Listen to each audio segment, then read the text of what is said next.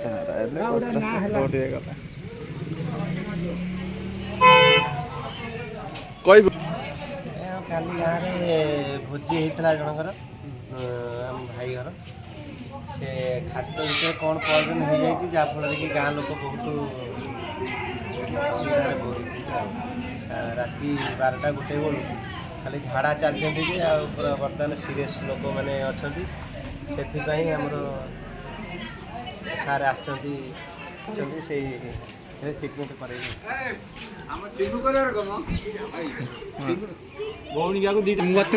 ଅବାଗିଆ ଦେଖାଉଛି ଏ ଫଟୋରେ ସେ ଫଟୋରେ ଅବାଗିଆ ଦେଖାଉଛି। ତୁ ଗୁରା କହିଲୁ ମତେ କହିଲୁ